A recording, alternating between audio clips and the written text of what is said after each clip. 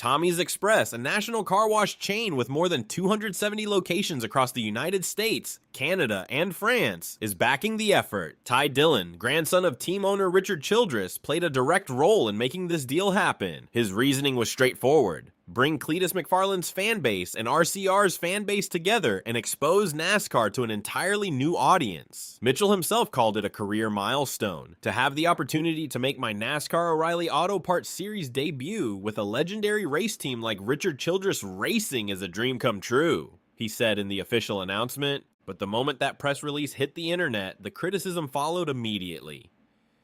Do me a quick favor, hit that like button and subscribe to the channel. NASCAR Racing Report is a brand new channel, and our first big goal is reaching 5,000 subscribers. So, if you want a place where fans can talk NASCAR honestly, you're in the right spot. Before breaking down the reactions, the facts of Cleetus McFarland's racing resume need to be on the table because that resume is the center of this entire debate. He has 5 career ARCA Menards Series starts. In 2025, he earned a top 10 finish at Talladega and a career-best 9th place finish at Charlotte Motor Speedway. He finished 17th at Bristol. He also made his NASCAR Craftsman Truck Series debut at Daytona in February 2026, starting 12th but spinning out on lap 5, finishing 37th and last. Prior to that truck start, he had a minor crash during his approval test at Rockingham Speedway. The day after the Daytona truck race, he ran the ARCA event and finished 11th. That is the full racing resume of the man who has now been handed a seat in NASCAR's second highest national division. It is also worth noting that NASCAR has not guaranteed him any starts beyond Rockingham. His performance on April 4th will determine whether he receives approval to race at Talladega. Kyle Busch was the first major name to go public with his reaction, and he did not soften a single word. Speaking to reporters during the Phoenix race weekend, Busch was asked directly about the Cleetus McFarland deal with his own team, Richard Childress Racing.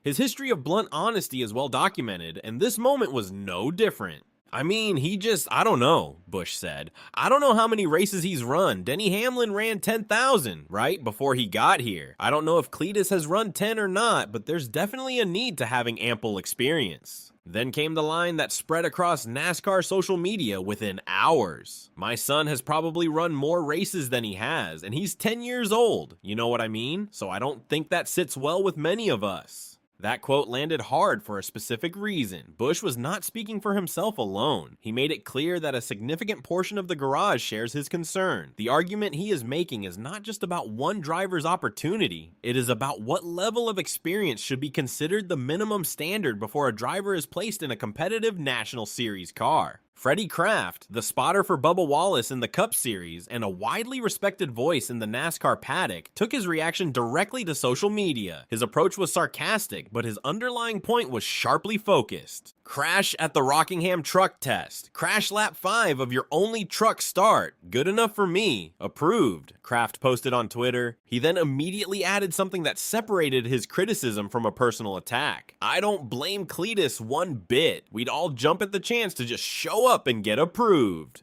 Kraft's issue is not with Mitchell as a person. His issue is with NASCAR's approval process itself. Kraft went further by detailing what nearly happened at Daytona.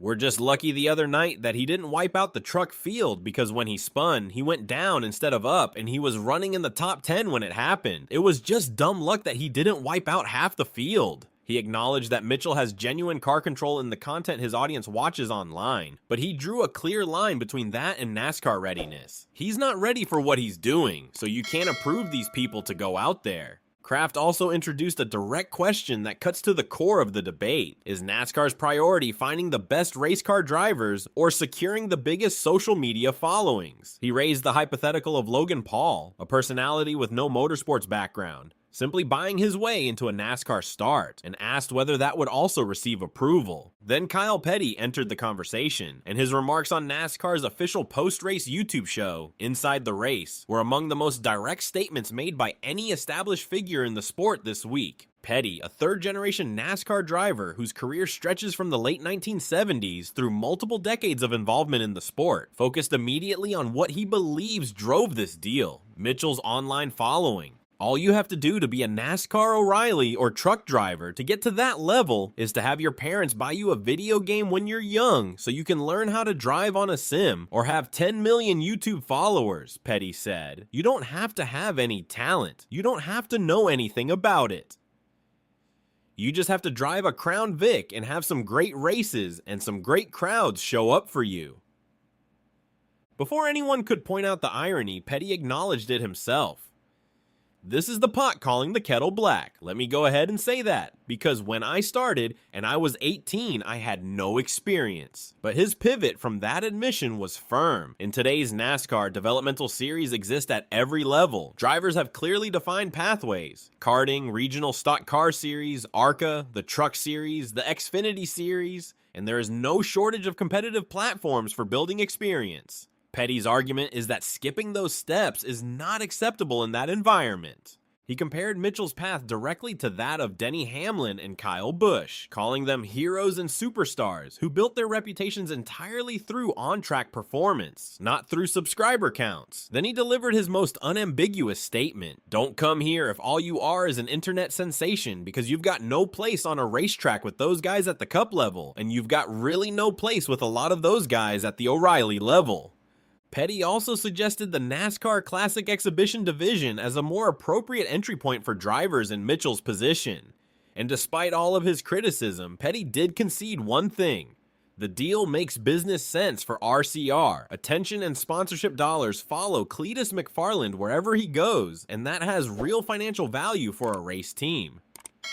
Not everyone inside NASCAR sees this deal as a problem. Ty Dillon openly supported it. Mitchell has over 4.6 million YouTube subscribers, many of whom had never previously engaged with NASCAR racing. That audience represents a genuine growth opportunity for the sport. Mitchell himself told Dale Earnhardt Jr. that he has no interest in rushing to the Cup Series. He wants to race late models, keep developing, and prove himself on track the right way. But the tension this deal has exposed is real and will not disappear after one race. Thousands of drivers spend years grinding through regional series and developmental programs for a single shot at a national series seat. When a social media following accelerates that process, it raises a legitimate question about what the standard actually is. Do me a quick favor, hit that like button and subscribe to the channel. NASCAR Racing Report is a brand new channel, and our first big goal is reaching 5,000 subscribers. So if you want a place where fans can talk NASCAR honestly, you're in the right spot. April 4th at Rockingham Speedway will not answer every question surrounding this debate, but it will be the first concrete piece of evidence in one of the most talked about storylines in NASCAR's 2026 season.